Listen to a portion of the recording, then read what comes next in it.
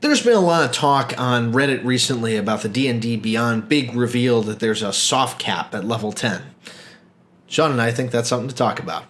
Today we're talking about the soft cap.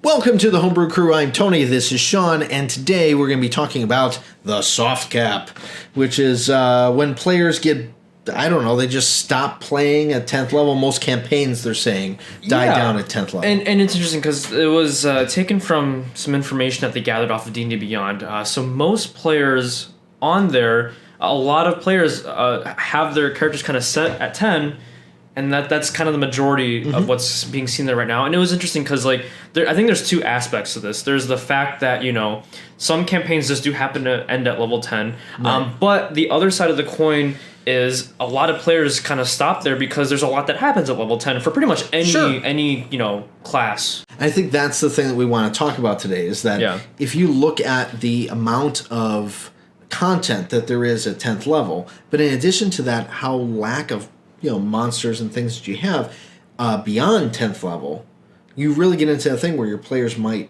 die down or they might not level up as much, or the DM is thinking, oh my god, I'm getting too close to the end, maybe I should slow down. Yeah. There's a lot of things that can happen at 10. It's not just necessarily the campaign disappears. Now, it's important to note that, from levels 1 through 5, arguably, and me and Tony have talked about this, are some of the most fun you're ever going to have in your campaign. 1 through 5, tier 1 is awesome. I love that first tier. Yeah, see, because it's that sense of danger that's there. By 10th level, you don't necessarily feel the danger anymore. Not as much. You're like, oh, I could take that. And it's about then that the DMs start looking at it and go, all right, how can I screw with my players?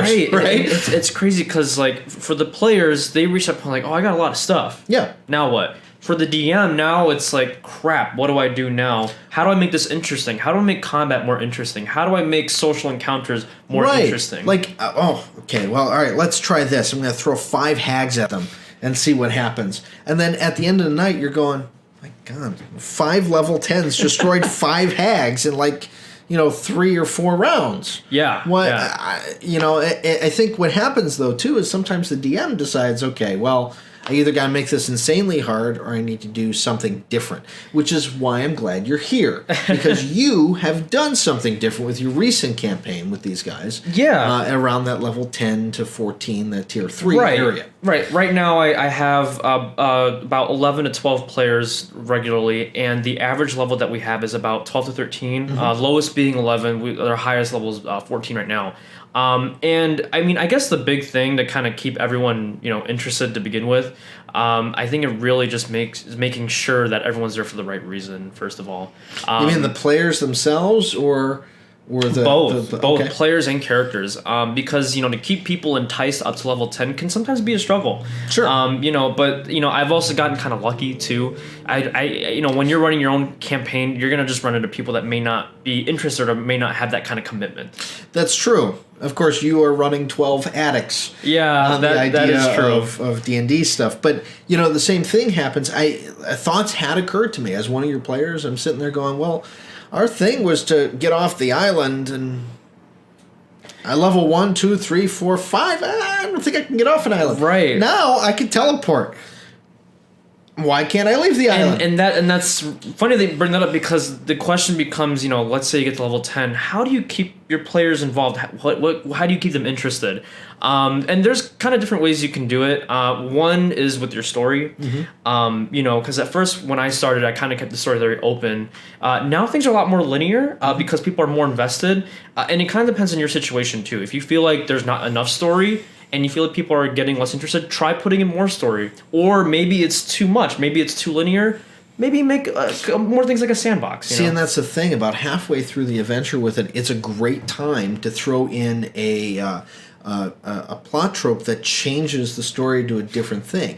I mean, remember, you don't have to have the same villain from level 1 through 20. Oh, yeah. I mean, if you take a look, in fact, most of these books behind us back here are levels 1 through 10 anyway. It's not that maybe it's not the fact that the soft cap actually exists. Maybe just the campaigns and the content are literally up to level 10. I think the only ones on there is Mad Mage right now. Right. And that one's, from 10 to 20. Right. And I think that's kind of the big thing, too, with how they're getting this number. There's not a lot of official stuff that really kind of goes deeper into that late level content. And, of course, you can take the book content and, make it harder if you need to. But, like, generally speaking, there's not a lot of stuff built for that kind of 11 through 20 compared to 1 through 10. Exactly. Until Mordecai's Tome of Foes, we didn't really have a lot of monsters that were on the high end of stuff. Right. Dragons. Right. Exactly. And you looked at it and went, okay, well, the guide shows this, and this, and it's got some things. And then you had Volos, and you look at Volos, and you're like, okay, well, this is more monsters under level 10. Mm-hmm. Where are my 13, 14, 18, 20, 23? Right. Where are my challenge ratings for those? Right. And that goes into the other thing, too. Besides story, combat is pretty much the other big thing in D&D, and that's where you'll also lose a lot of players, too. I mean, people, they get to level 10, they have all these great abilities, and, sometimes people get bored, And again, you have to look at your campaign. Are people dying too much? Mm-hmm. Maybe lighten up a little bit. Or, which is the usual problem, no one's died, and everyone feels invincible. That's usually the bigger problem. Maybe it's not soft cap, it's soft DMs. Yeah, right, exactly. You have to be able to make that change. Now, the only thing is like, and you know what, that brings up another point, though, is the altaholics. Mm-hmm. The people who have these other characters, and while you're playing this thing, maybe at level 10, you now have a good idea of how this character is. You feel that they've reached some sort of goal as a player. Like when my sorcerer with it at level 10, actually around level like 11 or 12, I'm kind of like, I wouldn't mind playing something else. Yeah. And I think that's what it is. It's like you feel like you've gotten to that maximum, that ability. And I don't know. I personally, I think it has a lot to do with the challenge. Because for me, I know you say you'll take us to 20. Mm-hmm. I don't know if I want to.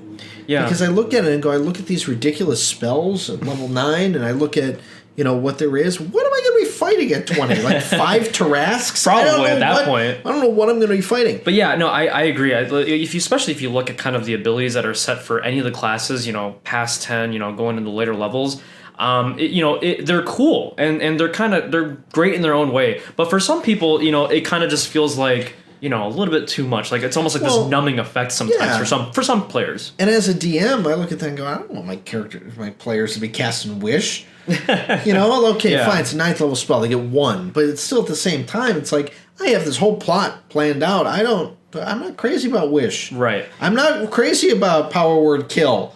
I'm not crazy. Like these spells and these things that people can do. But then there's also the idea that it's kind of like this.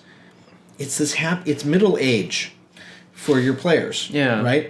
They're doing well. So like in the beginning, you're a kid, you have to have hand holding and NPCs helping you out. Yeah. And then your teenage years happen, and now you're about halfway through your life of your character. You can do things on your own, you can kill things on your own. You're not really, your armor class is probably like 19 or 20 right now. Oh, probably, yeah. It's like that. And then you reach this midlife crisis where you don't know what you're doing. And just like a midlife crisis, you go, I want to do something else. Yeah. And it's funny, too, because in my campaign, right around that range, after 10, kind of like in 11 and 12s, mm-hmm. people out of kind of almost boredom, they started making other characters on the side. They didn't actually try to get them in my campaign, but they just started, like, making characters, That's true.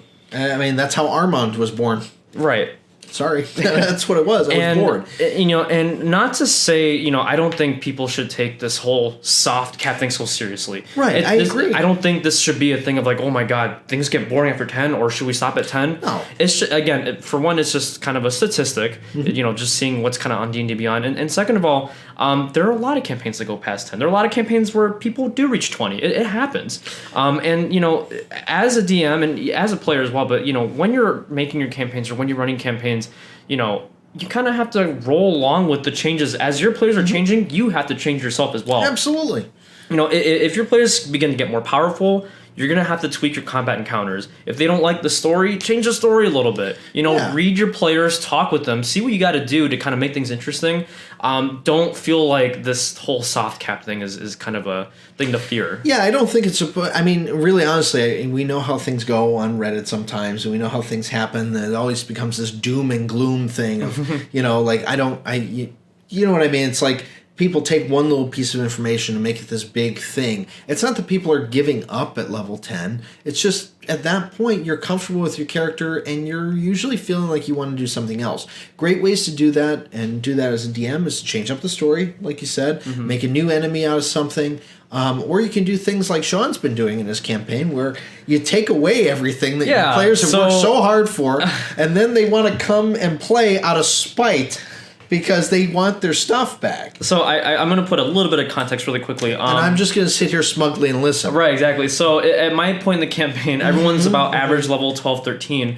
And one of the things that I did to kind of prevent people from getting bored or, kind of spice things up is they've all got magical items. Everyone's got all this nice stuff. I put them in a scenario in the campaign and in the story where I took everything away.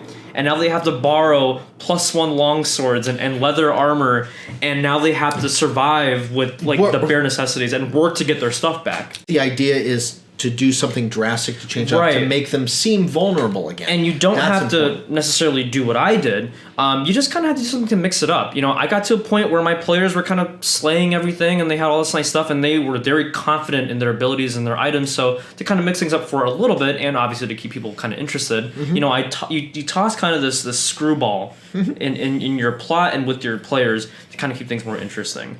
And the other thing I kind of wanted to mention before we wrap up with the whole soft cap thing, there's a lot of talk about how the numbers work and all that, and like all power levels and things like that. And I think in the end, I don't think it's something that has to be considered so heavily.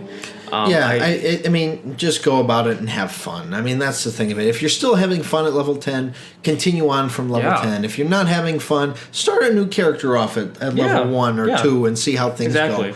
Don't feel like you have to be at a certain place or get to a certain level to satisfy yourself or have a good time. You can have a good time, well before level 10, before level 20. It doesn't matter. And be sure to talk it over with your players and see what their goals are, where they want to be. Do they want the campaign to go to 20? Do they want to, end towards 10, 15, somewhere around there? Because there are some players that want to just max that thing to 20 and see what they can do. Exactly. And then there are others that want that sense of danger and that sense of urgency. Exactly. So that's something there. Yeah. Well, it was kind of a cool topic to talk about because it's kind of one of the many trending subjects in D&D right now. But we kind of just wanted to put in our 2 cents there because, I think a lot of people, they'll read a lot of things and all that. But just remember that whatever you read on there, whatever you kind of, look into, just know that what it comes down to is your personal experience. Right. As long as things are working for your campaign, great. If you need to make changes, make your changes.